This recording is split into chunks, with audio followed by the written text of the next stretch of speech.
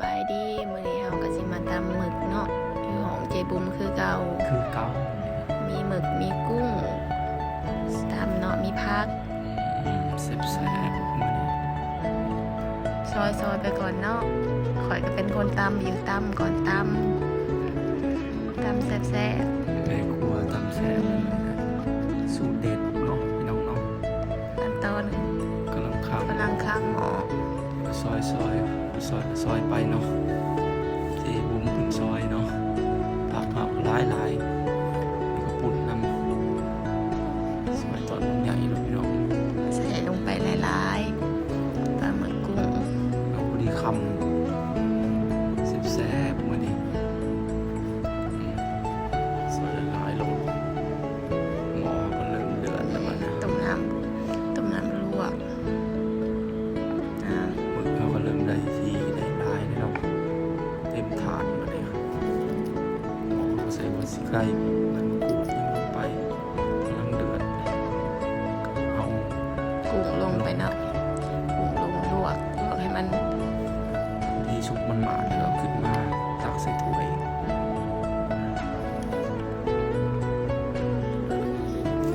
ปากให้มันเย็นหน่อยต่อด้วยปลาหมึกด้วยบัดนี้ลงไปเต็มหม้อหมดเขาอะไรกันนะลวกหมึกต่อแล้วเนาะมันลวกให้มันสุกหน่อยนึงให้สุกแล้วตักออกมาเสด็จน้ำเทใส่กันเนาะเทรวมใส่กันตอนนี้หมึกกุ้งได้แล้วป่ะเนี่ยได้แล้วเอามาเอาเจลยังมาใส่กันเลยป่ะเนี่ยลาดน้ำปลาแดกลงไปแล้ว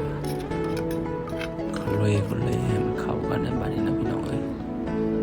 แซ่บเข้ากันโอ้สีสันเป็นตาแซ่บนะพี่น้องเนาะ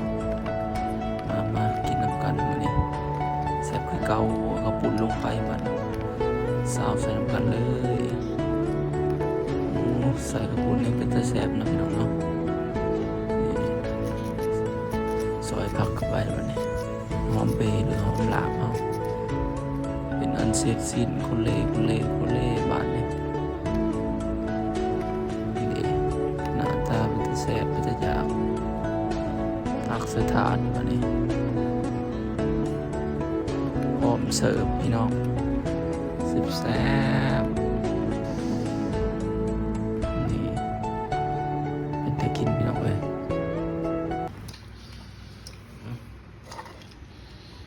นี่หลายคนกินเนาะของจัดลินคือเก่าพี่น้องของห้องแซ่บตำกุ้งใส่หมึกยั่วๆพี่น้องสีมือคนทำก็แซ่บโอ้ยตัวจอกธรรมดาข้าววินเนอร์อะไรเนี่ย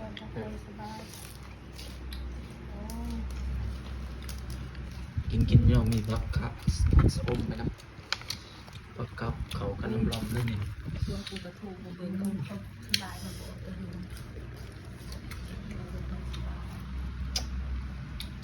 เลิศแซ่บสุดน้ำโคตรนัวพี่น้องบุกผักกับเดี๋ยว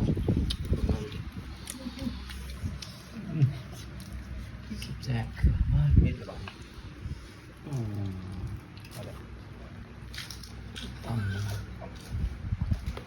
เอาสักนิดเลยพี่น้องขอตัวกินก่อนเด้อ